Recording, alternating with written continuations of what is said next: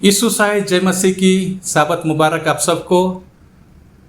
मैं एक पदस्थल पढ़ना चाहता हूँ जो मिलती है इफिसियों 5:2 में कहता है, और प्रेम में चलो जैसे मसीह ने भी तुमसे प्यार किया और हमारे लिए अपने आप को सुखदायी सुगंध के लिए परमेश्वर के आगे भेंट करके बलिदान कर दिया। इस पदस्थल के द्वारा मैं सबको इस ऑनलाइन वेस्पर सर्विस के लिए स्वागत करता हूँ। आगे बढ़ते हुए हम सब शीश नवाएंगे और प्रार्थना करेंगे। हे महान महान ईश्वर पिता, इस वक्त हम आपके समीप आए हुए हैं पिता।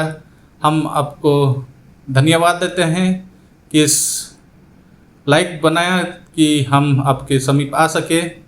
धन्यवाद करते पिता, हमारे सारी इच्छाओं को आपने पूरा किया है पिता। इस वक्त हम प्रार्थना करते हैं इस ऑनलाइन वेस्पर सर्विस के लिए, इस पर आशीष प्रदान करें ताकि इसके द्वारा हम सब आपकी करीब आ सके पिता। मैं उनको याद करता हूँ इस वक्त जो भी दुख तकलीफ पे पड़े हुए हैं पिता, ढाढ़स दे और ज्ञान दे उन्हें, ताकि वे भी आपकी राह पर चल के आपकी राज्य में प्रवेश कर सके पिता। इस वक्त मैं उनको भी याद करता हूँ जो भी बीमार हैं, उनके साथ भी रह चंगाई प्रदान करें उनके, ताकि वे भी चंगे होकर आपके गुणगान कर सके पिता।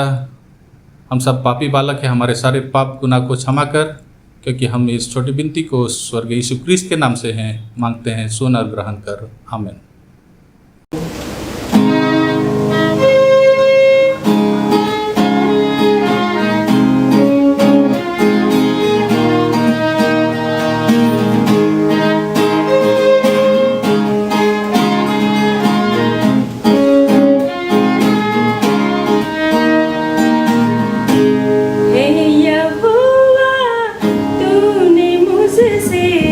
जान से ज्यादा प्यार किया।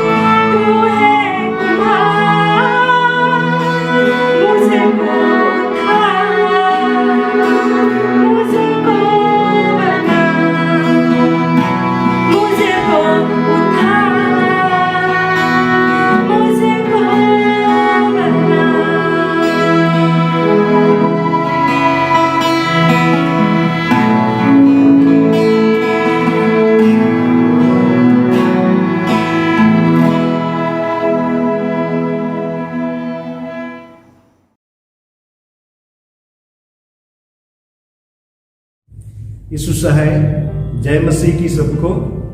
सबसे पहले मैं परमेश्वर की तरफ धन्यवाद देना चाहूँगा उसका आशीष और अनुग्रह के लिए कि अब तक मुझ पर बनी है। मैं बहुत खुश हूँ कि परमेश्वर ने मुझे उस अंधकार के सारे कामों से छुड़ाकर मुझे अपना अद्भुत ज्योति में बुलाया है।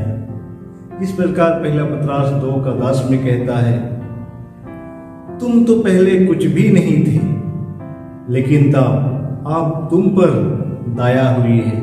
सच में ये वचन जो है मुझ पर लागू होती है। पहले मैं कुछ भी नहीं था, मैं तो अंधकार में डूबा हुआ था, लेकिन तब परमेश्वर अपना दया दृष्टि मुझ पर की, अपना अनुग्रह के द्वारा मुझको उस अंधकार से खींचकर अपना अद्भुत ज्योति में बुलाया ताकि मैं उसके गुण को प्रकट कर सकूं। इस प्रकार यूहन्ना 15:16 में कहता है, तुमने मुझे नहीं चुना परंतु मैंने तुम्हें चुना है। सच में यीशु मसीह मुझको चुना है और इसलिए मैं आज बहुत खुश हूं कि यीशु मसीह मुझको चुनकर एक 7 डे एडवेंटिस्ट कलीसिया का परिवार में शामिल किया है। इस परिवार का मैं सदस्य हूँ जहाँ संपूर्ण सच्चाई का अभ्यास किया जाता है और इससे बढ़कर मुझे खुशी होती है कि ये 7 डे एडवेंटिस्ट कलीसिया में नहीं बल्कि परमेश्वर ने अपना परिवार में मुझको शामिल होने के लिए चुन लिया है, मुझे बचाया है। इसलिए मैं बहुत खुश हूँ कि परमेश्वर ने मुझको अपना परिवार में उस स्वर्गीय राज के परिवार में होने के लिए मुझे चुन लिया है। इसलिए मैं बहुत खुशी के साथ आप सभी के साथ में जो है आज मैं अपना ये गवाही साझा करने चाहता हूँ। सच में परमेश्वर बहुत अनुग्रह करी है। मुझ में ऐसा कुछ भी अच्छाई नहीं है, मुझ में कुछ भी ऐसा भलाई नहीं है, लेकिन फिर भी मुझ गिरा हुआ नीच पापी को परमेश्वर ने अपना प्रेम दिखाया, अपना अनुग्रह दिखाया और मुझको बचाया और इस काबिल बनाया कि मैं आज आप लोगों के सामने खड़ा होकर उसका नाम का बड़ाई कर सकता हूँ, उसका गवाही देता हूँ। और आज मैं जहाँ कहीं भी जाता हूँ, जिस तरह से परमेश्वर ने मुझको चुना, अंधकार में से बचाया, उसका मैं गवाही देता हूँ। और जहाँ तक ये मेरा कोशिश हमेशा रहता है कि मैं परमेश्वर के वचन को, जो लोग अंधकार में भटके हुए थे, जो लोग मेरी तरह जैसा मैं डूबा हुआ था उसी तरह वो अंधकार में डूबे हुए हैं, संसार की मौज मस्ती में पड़े हुए हैं, उन लोगों तक पहुंचना मेरा प्रयास रहता है ताकि मैं उन लोगों को परमेश्वर का सही राह को दिखा सकूं, बता सकूं। सच्चे परमेश्वर कितना भला है और सिर्फ मुझको ही नहीं बल्कि आप सबको भी परमेश्वर ने अपना प्रेम और अनुग्रह दिखाया है और बचाया है। इसलिए चलिए हम सब मिलकर परमेश्वर का उस महान प्रेम को लोगों तक पहुंचाए। जिस तरह यीशु मसीह कहता है कि तुम जगत की ज्योति हो। सच में परमेश्वर ने मुझे चुना और एक जगत की ज्योति होने के लिए बुलाया और तब हमारे भले कामों के द्वारा, हमारे चाल चलन के द्वारा हम उसका ज्योति को लोगों तक पहुंचाए, प्रकाश दे। तब लोग जो है हमारे भले कामों को देखकर जो परमेश्वर स्वर्ग में है उसकी बड़ाई करें। इस तरह से हम उसका महिमा कर सकें। तो इस छोटी सी मेरी गवाही से परमेश्वर का आशीष हो ताकि आप सबको भी प्रेरणा मिल सके। धन्यवाद।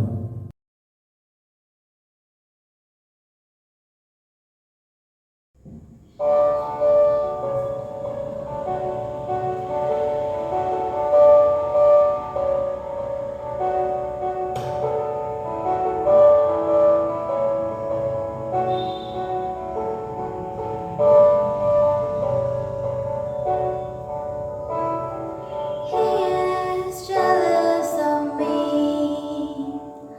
loves like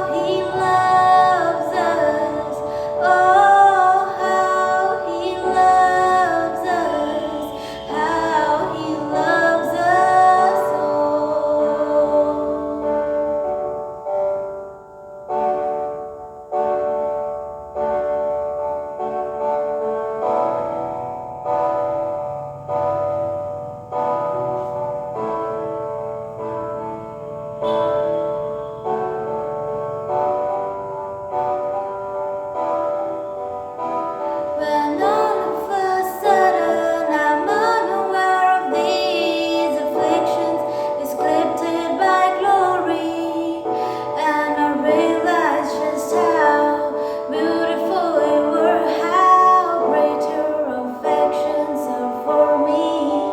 Yes, He loves us.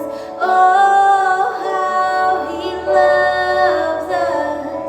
Oh, how He loves us. How He loves us all. Yes, He loves me. Oh, how He loved me. Oh, how He loved me. How He loved me so.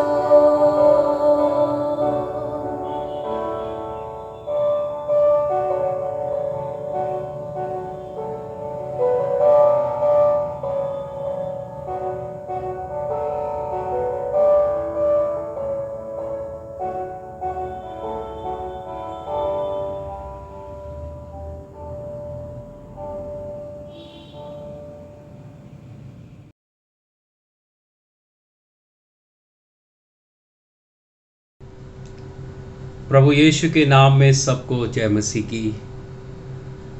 आइए आज के वचनों को, प्रभु की वाणी को सुनने के लिए खुदावन से दुआ मांगे। अब्राहम, मिशाक और याकूब के ज़िंदा खुदा, ऐ हमारे बाप, हम तेरे बच्चे तेरी हुजूरी में आते हैं ताकि ऐ बाप हम आपकी आवाज़ को, आपके वचनों की आवाज़ को सुने और इन वचनों को सुनकर अपनी ज़िंदगी में पालन करें और उन सब से आपकी बड़ी बड़ी आशीषें पा सकें। ऐ खुदावंद, अपनी रूह को आज हमारे बीच में आने दें ताकि सुनाने वाला और प्रभु सुनने वाले आपके द्वारा आशीष पा सके। आज के पैगाम पर आपकी आशीष होने पाए खुदावंद, ताकि आपके नाम को जलाल और महिमा मिल सके। ये दुआ हम आपके बेटे, हमारे उद्धारकर्ता प्रभु यीशु मसीह के नाम में मांगते हैं, आमीन। Praise the Lord. प्रभु की बड़ी महिमा हो। मैं आज आपके बीच में खुदा का कलाम लेकर आया हूँ ताकि परमेश्वर में आपको आशीष मिले और उसके नाम को महिमा और जलाल इस संसार में आपके जीवन में मिल सके।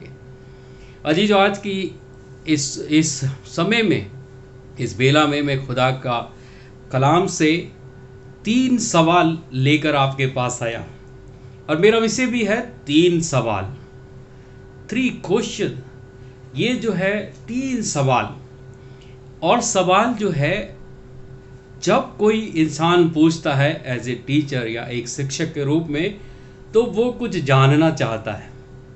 और यदि आप भी अगर शिक्षक हैं या कहीं पढ़ाते हैं, यदि कोई पद पर है, तो अपने कार्यकर्ताओं से जो सवाल करते हैं, इसका मतलब है कुछ जानना चाहते हैं। इसी तरह से बाइबल के अंदर बहुत सारे सवाल हैं जो खुदा ने अपने लोगों से पूछे हैं, और कहीं कहीं पर परमेश्वर की आत्मा ने भविष्यवक्ताओं के द्वारा सवाल उठाए हैं, कहीं कहीं पर परमेश्वर के शागिर्दों ने सवाल किए हैं, कहीं कहीं पर बाइबल में खुदावंद यीशु मसीह जो दुनिया में परमेश्वर और प्रभु बनकर इस संसार में आए, उन्होंने खुद भी सवाल पूछे। बाइबल भी एक सवालों की बहुत बड़ी कतार में है और बहुत सारे सवाल वो पूछती है मानव जाति से, ताकि वो इंसानों को कुछ सिखा सके या उनके दिलों को जान सके। अजीजों, इसी तरह मैंने 3 सवाल बाइबल में से आज की शाम में चुने, आज के इस समय में चुने हैं, ताकि खुदा इन वचनों से, इन सवालों से आपकी अगुवाई करे। सो आइए हम खुदा के कलाम में जाएंगे और पहला सवाल मैं आपके सामने रखूंगा, जो कि उत्पत्ति की किताब और उसका 4था अध्याय और उसकी 9वीं आयत में है। आइए हम सब पढ़ें। तब यहोवा ने केन से पूछा, तेरा भाई हाबिल कहाँ है? मैं एक बार फिर से पढ़ना चाहता हूं। तब यहोवा ने केन से पूछा, तेरा भाई हाबिल कहाँ है। परमेश्वर एक सवाल कर रहा है एक जन से, एक मनुष्य से, कि तेरा भाई कहाँ है, हाबिल कहाँ है, तेरा यंगर ब्रदर कहाँ है। This is the question in the Bible, in the book of Genesis in chapter 4। Where is your brother, तेरा भाई कहाँ पर है। मेरे अजीजों, आप इस कहानी को बहुत अच्छी तरह जानते हैं, आप बहुत बार इस कहानी को पढ़ा होगा आपने। और ये कहानी हमें बताती है शुरू की, यदि हम आदि की यदि पहली किताब से हम शुरू करते तो बाइबल बताती कि परमेश्वर ने आदम हवा को अपने स्वरूप में बनाया और परमेश्वर ने उन्हें आशीष दिया, उनसे कहा फलो फूलो पृथ्वी में भर जाओ। और परमेश्वर ने उनको 2 बेटे उनके जीवन में दिए। पहले बेटे जिसका नाम था, एक का केन और हाबिल। केन बड़ा था और हाबिल छोटा था। केन बड़ा भाई था और हाबिल छोटा भाई था। जब ये सियाने हुए, बाइबल कहती है, धर्मशास्त्र बाइबल कहता है कि दोनों भाई अपने परमेश्वर, अपने खुदाबंद की इबादत करने के लिए गए, उसकी उपासना करने के लिए गए। और जब वो वहाँ पर गए तो बाइबल कहती है कि दोनों ने आराधना करी, लेकिन परमेश्वर ने हाबिल की इबादत को, उसके बलिदान को, उसकी उपासना को ग्रहण किया। और उसके बाद बाइबल कहती है कि केन की इबादत, उसकी उपासना परमेश्वर को ग्रहण योग्य ना ठहरी। और हम सभी जानते हैं कि कैसे उन्होंने उपासना की, क्या वो उपहार, क्या वो भेंट, क्या बलिदान परमेश्वर को लेके आए थे। और बाइबल कहती है कि ये बात जो है, केन के दिमाग में एक क्रोध भर गई और उसने क्रोध में आकर उसने अपने भाई को मौत के घाट उतार दिया। और बाइबल कहती है कि उसने, बाइबल में लिखा है कि वचन में लिखा है 4 अध्याय और लिखा है कि 5वें वचन में इस प्रकार से लिखा है, तब केन और उसकी भेंट को उसने ग्रहण न किया, तब केन अति क्रोधित हुआ और उसके मुंह पर उदासी छा गई। यहां पर बाइबल लिखा है कि वो क्रोध में भर गया। और इसी क्रोध में बाइबल कहती है कि उसने अपने भाई को मौत के घाट उतार दिया, उसे मार दिया और उसे मिट्टी में छुपा दिया, उसे दफन कर दिया। तब बाइबल कहती है कि परमेश्वर जो सारे जीवनों का स्वामी और मालिक है, तब उसने केन को पुकारा और यही सवाल किया। बाइबल में लिखा है कि जब उसने उसे घात किया, तब परमेश्वर वहां आए और उन्होंने कहा, यहोवा ने केन से बड़े भाई से पूछा, तेरा छोटा भाई हाबिल कहाँ है। उसने कहा मालूम नहीं, क्या मैं अपने भाई का रखवाला हूं। ये बात जो है केन ने परमेश्वर से कही, खुदावन से कही कि क्या मैं अपने भाई का रखवाला हूं, क्या मैं उसका जिम्मेवार हूं। मेरे प्यारे भाइयों और बहनों, परमेश्वर का वचन यहाँ पर इस प्रकार से कहता है। ये जो सवाल जो वचन में लिखा है, ये जो यहाँ पर पढ़ा गया है, बाइबल में परमेश्वर का वचन कह रहा है कि केन ने परमेश्वर से खुद सवाल कर दिया उल्टा, क्या मैं अपने भाई का रखवाला हूँ। मेरे प्यारे भाई और बहनों, हर भाई और बहन एक दूसरे का रखवाला यानी सपोर्टर है। इस सवाल के अंदर परमेश्वर केन से उसकी रिस्पॉन्सिबिलिटी और उसकी जिम्मेवारी का सवाल किया है। और परमेश्वर इस सवाल से केन से एक रिस्पॉन्सिबिलिटी, जिम्मेवारी के बारे में पूछ रहा है कि तेरा भाई कहाँ है। लेकिन वो कह रहा है, क्या मैं उसका रखवाला हूँ। I am a keeper of my brother. Yes मेरे प्यारे भाई और बहनों, खुदावन ने इस संसार में सभी भाई बहनों को एक दूसरे के लिए जिम्मेवार बनाया है। चाहे वो पारिवारिक बहन भाई हो, चाहे वो मसीह भाई बहन हो, या वो चर्च के भाई बहन हो, चाहे रिलेशन के भाई बहन हो, हर एक को खुदावन चाहता है कि वो उनकी जो है रिस्पॉन्सिबिलिटी ले, उनकी रखवाली करें, उनका सहयोग करें, उनको सहयोग करें। और केन ने अपने छोटे भाई को सहयोग ना कर किया, बल्कि उसे क्रोध में आके से मार दिया। बल्कि उसको जिम्मेवारी थी कि वो उसको और प्रेरित करता कि भाई, प्रभु ने तेरी प्रार्थना को कबूल किया है, तेरी उपासना को कबूल किया है। लेकिन उसने प्रेरित करने के बजाय उसका मौत का घाट उतार दिया। और बाइबल इसी प्रकार से, बाइबल में वचन में लिखा है कि परमेश्वर ने उसे कहा, वचन में लिखा है कि उस प्रभु ने उससे कहा, वो 10वें वचन में लिखा है कि उसने कहा, तूने ये क्या किया? तेरे भाई का लहू भूमि से मेरी ओर चिल्लाकर मेरी दुहाई दे रहा है, इसलिए अब भूमि जिसने तेरे भाई का लहू तेरे हाथ से पीने के लिए अपना मुंह खोला है, उसकी ओर से तू श्रापित है। अब तू श्रापित होगा, क्योंकि तूने अपने भाई के प्रति एक भाई होने की जिम्मेवारी नहीं दिखाई, बल्कि तूने उससे नफरत की, उसके जीवन को हानि की, उसको सताया, उसको कष्ट दिया। तू अब श्रापित होगा। मेरे प्यारे भाई और बहनों, यदि आज हम पारिवारिक भाई बहन हैं, या हम रिश्तेदार रिलेशन में भाई बहन हैं, या मसीह भाई बहन हैं, यदि हम किसी एक दूसरे को सता रहे हैं, एक दूसरे को पीड़ा दे रहे हैं, तो परमेश्वर हमसे खुश नहीं, परंतु वो हमसे अति नाराज हो सकता है, और होगा भी, क्योंकि परमेश्वर ने हमें जिम्मेवार बनाया है। प्रभु ने जिम्मेवारी, अगर जिम्मेवारी नहीं दी होती तो परमेश्वर केन से सवाल ही क्यों करता। वो परमेश्वर जानता था कि इस भाई के छोटे भाई को सहयोग करने की जिम्मेवारी है। आज यदि मेरे प्यारे भाई और बहनों, यदि आप परमेश्वर में होकर, यदि आप उसके बेटे और बेटियां मानते हैं, उसकी संतान मानते हैं, तो आपको मसीह की संतान, उसके बेटे बेटियों को, अपने भाई बहनों को सहयोग करना होगा। और यदि आप सहयोग नहीं कर रहे हैं तो बाइबल कहती है कि आपके ऊपर भी कर्स आ सकता है, आप भी श्रापित हो सकते हैं केन की तरह अपने जीवन में, और भगोड़े कहलाए जा सकते हैं। आप इस संसार में भ्रमण करते रहेंगे, कष्ट उठाते रहेंगे, और ये कष्ट बाइबल लिखा है कि केन अपने जीवन भर जरा श्रापित रहा और कष्टों को भोगता रहा। क्या आप ऐसा करना चाहते हैं? क्या आप ऐसा करना चाहते हैं अपने जीवन में कि आपके जीवन में श्राप हो? बाइबल में साफ लिखा है, पहला तिमोथी उसका 5 अध्याय और उसके 8वें वचन को मैं आपके सामने पढ़ना चाहता हूँ। मैं आपके सामने पढ़ना चाहता हूँ इस वचन को, 1 तिमोथी उसका 5 अध्याय और उसका 8वां वचन। 1 तिमोथी 5 अध्याय, नए नियम में पौलुस की पत्री का अध्ययन करेंगे हम।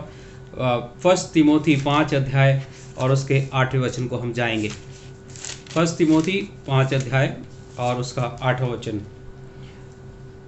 पर यदि कोई अपनों की अपने भाई बहन, अपने माता पिता, अपने रिश्तेदार, कोई भी आपका भाई बहन आपका रिलेशन में है, यदि कोई अपनों की और निज करके अपने घराने के लोगों की चिंता ना करे, तो वह सचमुच विश्वास से मुकर गया है और वो अविश्वासी से भी बुरा बन गया है।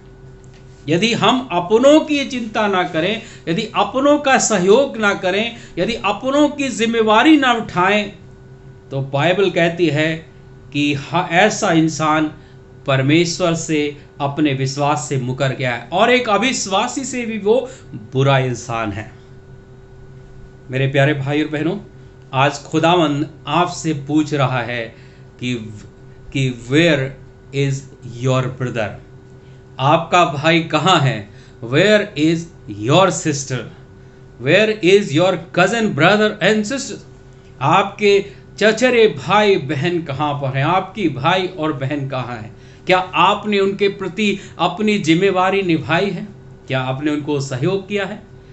आप हर इंसान एक दूसरे का रखवाला और सहयोगी परमेश्वर ने बनाया है।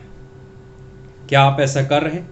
और यदि नहीं कर रहे हैं तो बाइबल कहती है कि आप अपने विश्वास में कमज़ोर हैं, आप विश्वास से हट गए हैं, और आप एक अविश्वासी से, जो विश्वास नहीं करता, उससे भी आप बुरे बन गए हैं? ये सवाल प्रभु ने केन से किया था और ये आज आपसे भी पूछ रहा है। आपकी जिम्मेवारी है, यदि आप एक पति हैं तो आपकी पत्नी के लिए जिम्मेवारी है, यदि आप एक भाई हैं तो एक बहन के लिए जिम्मेवारी है, यदि बहन है तो भाई के लिए जिम्मेवारी है कि हम अपने पारिवारिक अपने रिलेशंस के हिसाब से अपनी जिम्मेवारियों को, अपने सहयोग को एक दूसरे के लिए निभाएं। यदि आप नहीं निभाते हैं तो आप श्रापित हैं, आप परमेश्वर से दूर हो गए हैं, परमेश्वर के विश्वास से मुकर गए हैं। ये पहला सवाल मैं आपके सामने रखा हूँ। अब आप सोच सकते हैं कि वेयर आई एम, मैं कहाँ पर हूँ? क्या मैं अपने भाई की, अपने बहन की, अपने रिलेशंस की, अपने मसीह भाई बहनों की प्रति मैं जिम्मेवारी निभा रहा हूँ या नहीं? या मैं उनका सहयोग कर रहा हूँ, या मैं उनके प्रति क्रोध में हूँ, या मैं उनको सता रहा हूँ, या उन्हें पीड़ा दे रहा हूँ? सवाल आपके हाथ में है, उत्तर आपको देना है। परमेश्वर आपको इस सवाल से आशीष दे। आइए हम पहले सवाल की ओर जाएं, जो बाइबल का पहला सवाल है। मैं उसको अब दूसरे सवाल में लेकर आना चाहता हूँ। दूसरा सवाल उत्पत्ति की पुस्तक में जाएं, 3 अध्याय। उत्पत्ति की पुस्तक उसका 3 अध्याय और उसका 9 और 10 वचन में जाएंगे। 9 और 10 वचन में जाएंगे। 9 वचन से पढ़ें और इसमें लिखा है, तब यहोवा परमेश्वर ने पुकार कर आदम से कहा कि तू कहाँ है?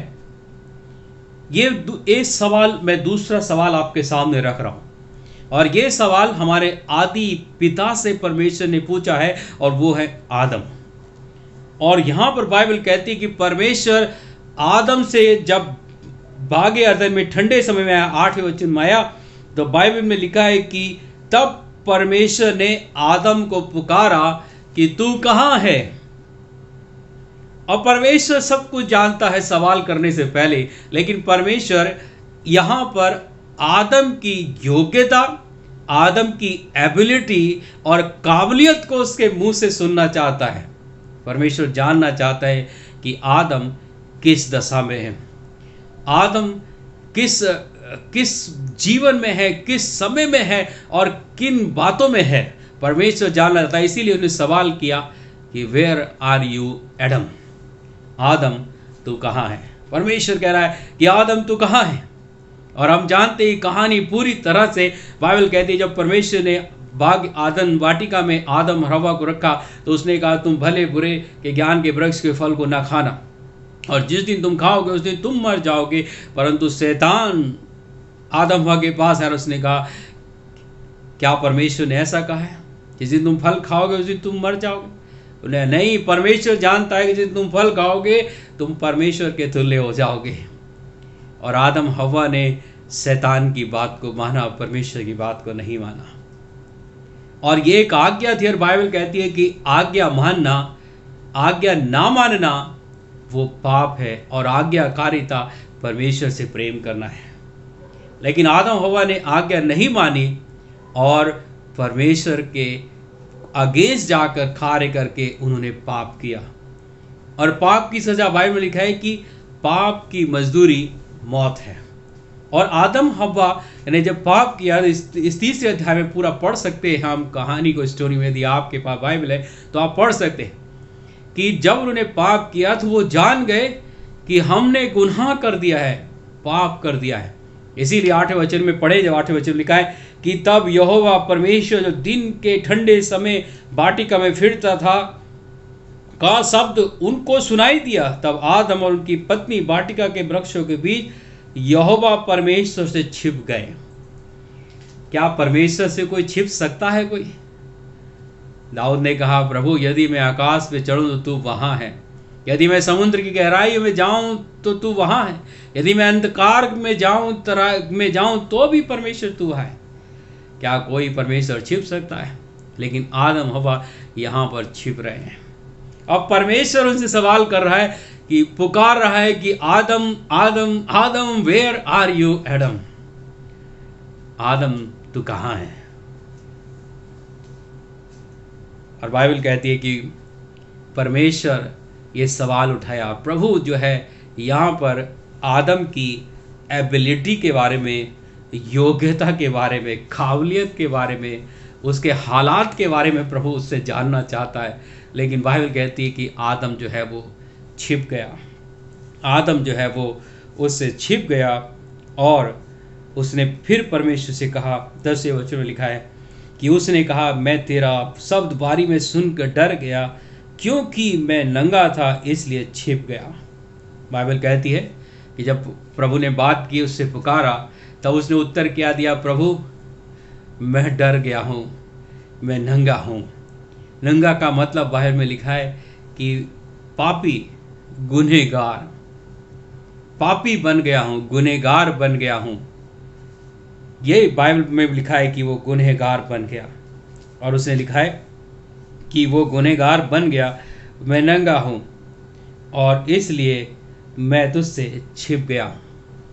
परमेश्वर उससे पुकार कर उससे पूछ, पहले उन्होंने नहीं बताया, परंतु 8 वचन में लिखा है कि वो तो छुप गए, परंतु उन्होंने, जब प्रभु ने उससे बात की तो कहाँ है, तो फिर उसने जवाब दिया कि मैं डर गया, क्योंकि मैंने गुनाह कर दिया है, मैंने पाप कर दिया है और मैं अब नंगा हूँ, मैं गुनहगार हूँ, मैं दोषी हूँ।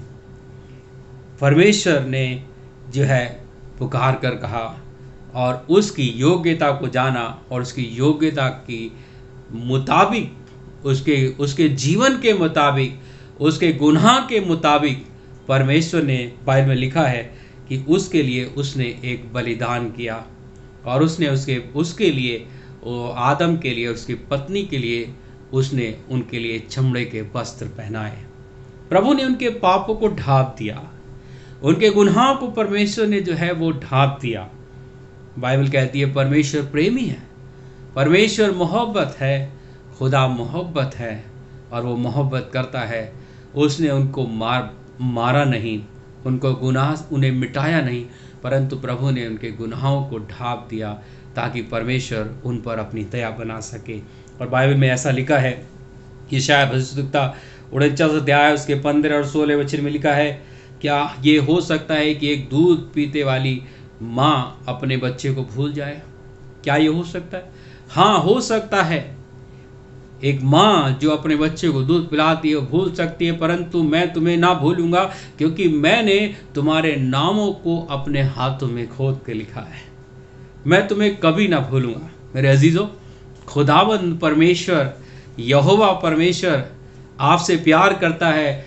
आदम हवा से भी प्रेम करता था, परंतु इंसान गुनहगार हो गए, लेकिन प्रभु नहीं भूला, और वो आया और उसने उनकी योग्यता को, उनकी अयोग्यता को मिटाकर उन्हें फिर से योग्य जीवन की ओर उन्हें प्रेरित किया, उनके लिए बलिदान किया।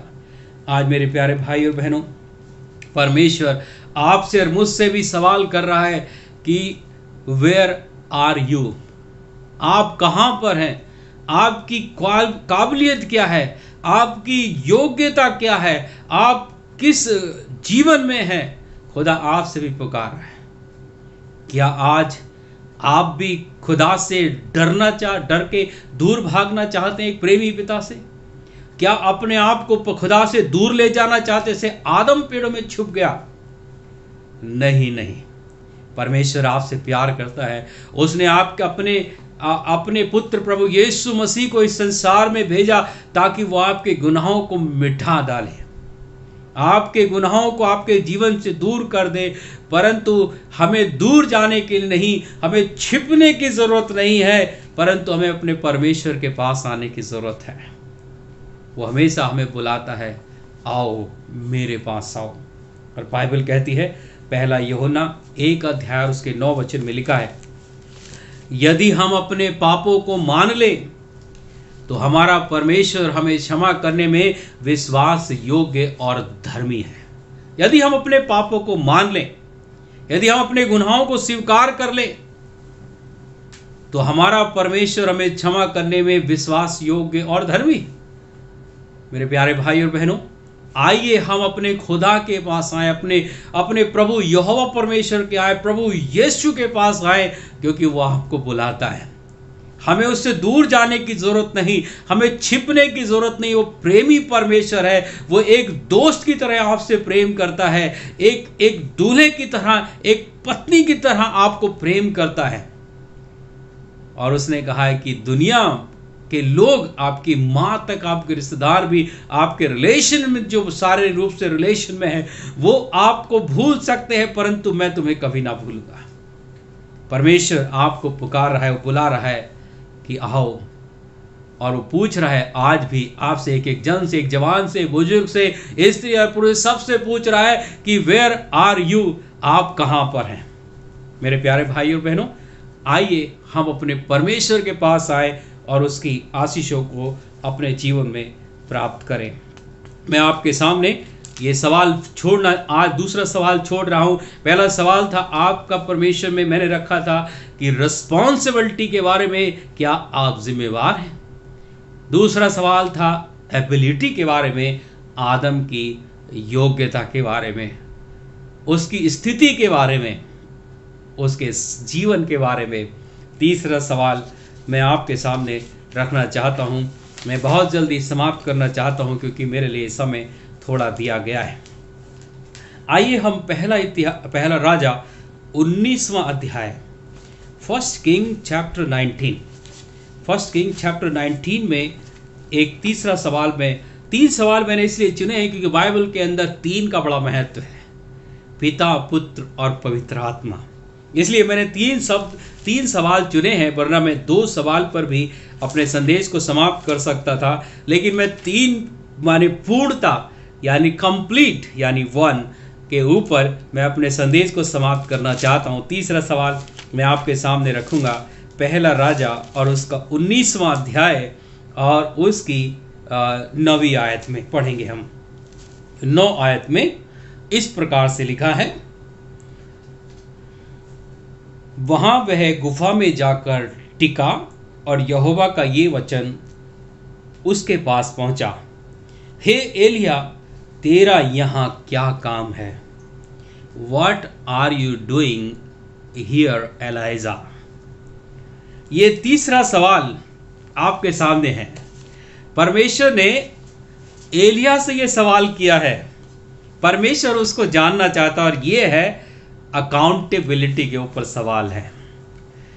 बाइबल हम सभी जानते हैं कि एलिया खुदा का चुना हुआ एक बड़ा सामर्थ्यवान एक नबी है, और उसने बड़े अद्भुत तरीके से खुदा की मिनिस्ट्री की है। बाइबल कहती है कि उसने खुदा से प्रार्थना करी और 3.5 साल तक मैं नहीं बरसा।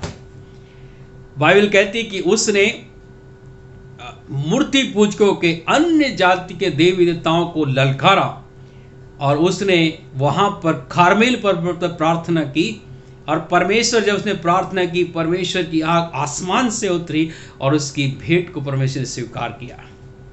लेकिन बाइबल कहती है कि इतने मुआवजे होने के बाद बाइबल कहती है कि वो इज़राइल से डर कर भाग गया। क्यों? क्योंकि इज़राइल ने ये शपथ खाई कि जब तक मैं एलिया को समाप्त ना कर दूंगी तब तक मैं शांत ना बैठूंगी। और लिखा है जब तक, यदि 19वां अध्याय लिखा, यदि मैं कल इसी समय तक तेरा प्राण यानी एलिया का उनका सा ना कर डालूं तो मेरे देवता मेरे साथ वैसा ही वरन उससे भी अधिक करें।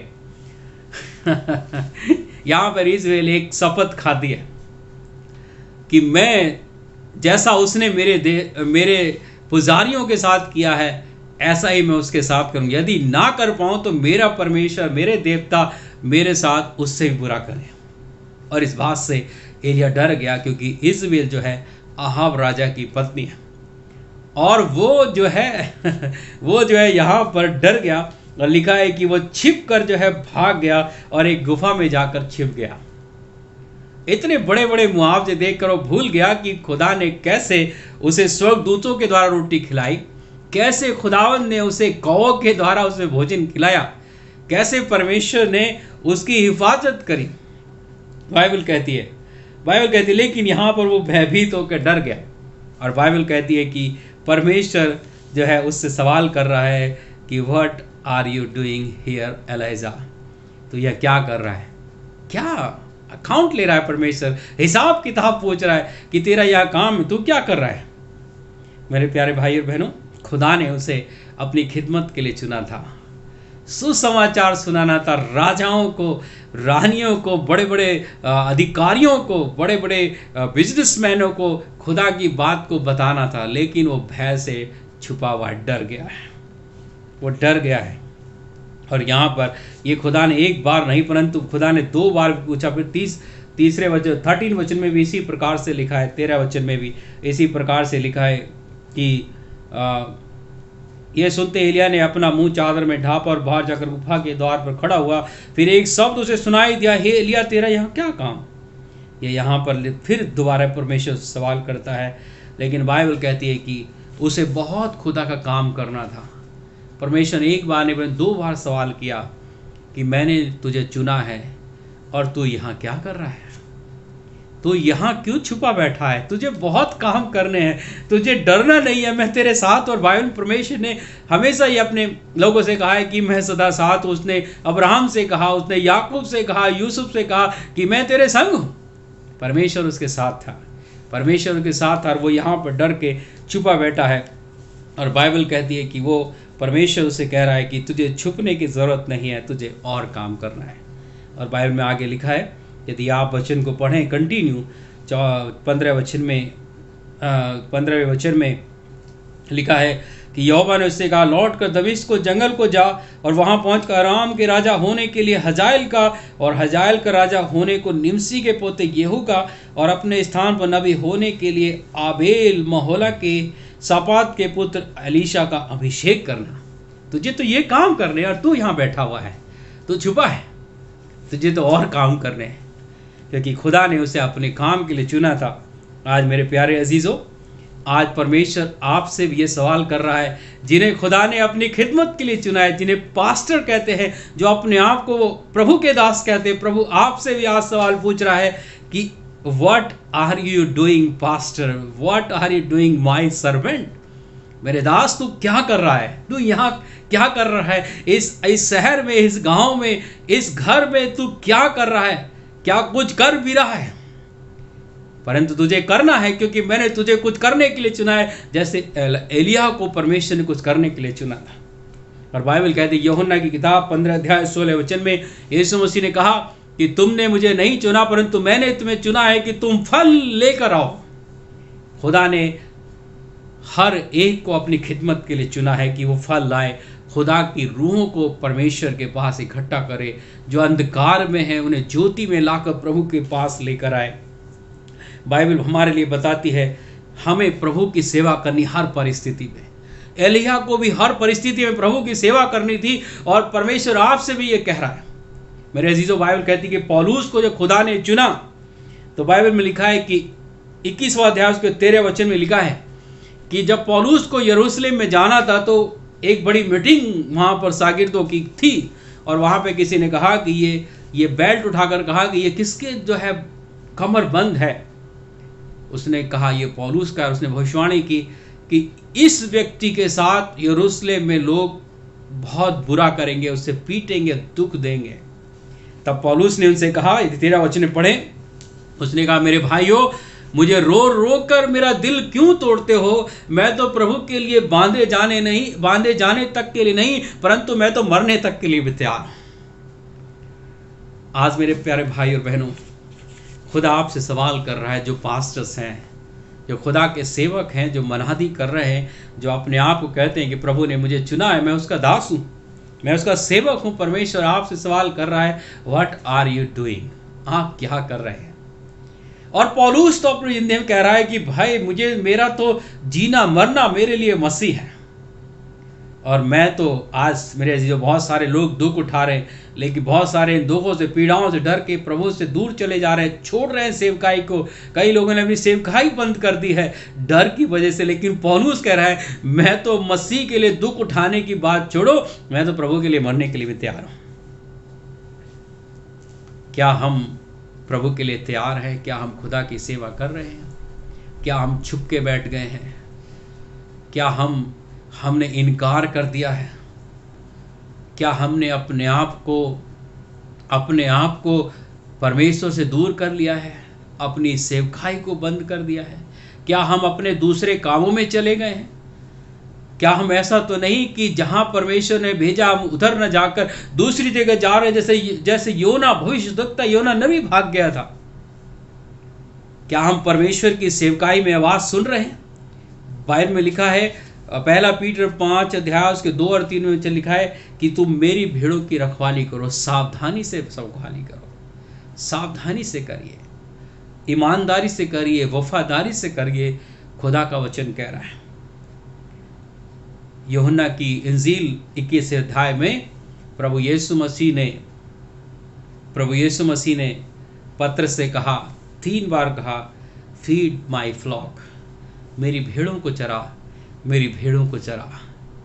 क्या हम आज खुदा की खादिम या सेवक होने के नाते क्या हम अपने जीवन में खुदा की भेड़ों को चरा रहे हैं? क्या उन्हें शिक्षित कर रहे हैं? क्या उन्हें हम प्रभु के लिए तैयार कर रहे हैं? क्या उन्हें वचनों की सच्चाई की शिक्षा दे रहे हैं, या हम अपने ही बारे में सोच रहे हैं? मेरे प्यारे अजीजों, खुदावंद एलिया से अकाउंट ले रहा है, हिसाब किताब ले रहा है कि तुझे तो मैंने काम के लिए चुना है, परंतु तू इस गुफा में छुपा हुआ है। इसी तरह खुदा आपसे भी हिसाब लेगा, आपसे भी अकाउंटेबिलिटी का लेगा, आपसे भी हिसाब किताब लेगा, और वो पूछेगा एक न दिन। इसलिए वह भी आपसे सवाल कर रहा है इस वचन के मुताबिक कि व्हाट आर यू डूइंग, क्या आप कर रहे हैं? मेरे प्यारे जीजो, सवाल आपके बारे में है।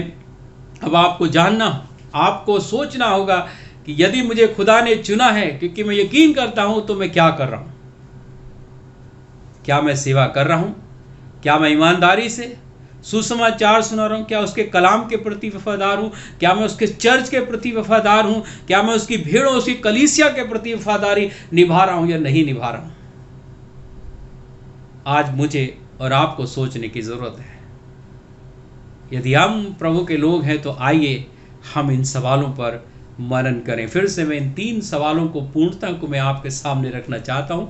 पहला सवाल मैंने पूछा था, ये रखा था आपके कलाम के अनुसार, जिसमें खुदा हमसे रिस्पॉन्सिबिलिटी की बात कर रहा है।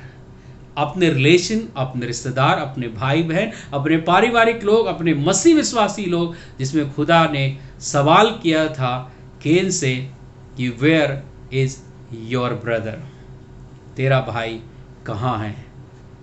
उसने तो इनकार कर दिया। क्या आप भी यही कहेंगे कि मैं नहीं जानता, मुझे किसी से मतलब नहीं?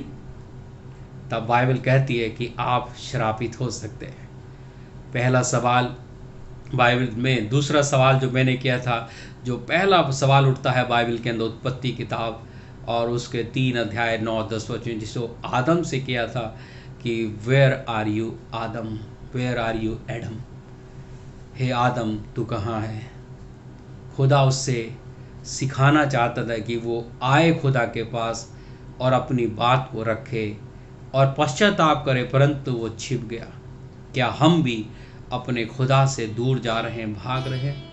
लेकिन खुदा आपको बुला रहा है, मेरे पास आओ, आइए हम अपने पापों को माने और पश्चाताप करें, खुदा आपको आशीष देगा। तीसरा सवाल, what are you doing Elijah here? ऐ इंसान, एलिया तू क्या कर रहा है? मैंने तो तुझे अपनी खिदमत के लिए चुना है और तू यहाँ छुपा है। क्या आपसे भी प्रभु यही सवाल कर रहा है आज कि तुम क्या कर रहे हो? हमें जांचना होगा, परखना होगा। आइए इन 3 सवालों से जो हमने शिक्षा हासिल की है, इसे हम सुनने वाले नहीं परंतु इसका पालन करने वाले हो, ताकि आपको बहुत आशीष मिले। और मैं इन 3 सवालों को आपके सामने और आपके लिए रखना चाहता हूँ। इस पे मनन करें, विश्वास करें और सोचें कि मैं कहाँ पर हूँ। आइए मैं आपके लिए दुआ करना चाहता हूँ। परमेश्वर आपको आशीष दे। ऐ हमारे सच्चे खुदावंद, जिंदगी के मालिक, हमें राह दिखाने वाले प्रभु, आपने प्रभु हमारे पूर्वजों से, आदम से और कीन और हाबिल से और एलिया से 3 सवालों के माध्यम से हमें शिक्षित किया है प्रभु, हमारे लिए सिखाया है कि हम जिम्मेवार बने। हमें सिखाया प्रभु कि आपने कि हम कहाँ पर है, अपनी अयोग्यता को अपने सामने अपने परमेश्वर के लाए। आपने हमें सिखाया कि हम इस संसार में क्या कर रहे हैं, क्या हम अपनी मर्जी पूरा कर रहे हैं या खुदावंद की मर्जी पूरा कर रहे हैं। प्रभु इन तीनों शिक्षाओं के लिए प्रभु हम दिल से धन्यवाद करते हैं। जितने हमारे अजीजों ने आज इस इबादत में ऑनलाइन शामिल हुए प्रभु, जितने लोग सुने हैं और सुनते हैं प्रभु, होने दे कि वो सुनने वाले नहीं परंतु आशीष पाए। आज सबको प्रेरित करें प्रभु कि वचन उनकी जिंदगियों में, उनके घरों में, उनके परिवारों में, उनकी सेवकाई में प्रभु ये आशीष में होने पाए। उनका जीवन प्रभु खुशहाल और आनंदित होने पाए। प्रभु पूरी कलीसिया को, इस पूरे वर्ल्ड एडवेंटिस्ट चर्च को प्रभु, पूरे मसीह समाज को जो वचन सुनते हैं प्रभु, सबको आशीष दें, सबके पाप गुनाहों को क्षमा करें और उस बादशाहत के लिए तैयार करें, इसे देने के लिए प्रभु आप जल्द आने वाले हैं। धन्यवाद पिता, आपने हमारी प्रार्थना सुनी और हम सबको आज के वचनों को आशीष किया है।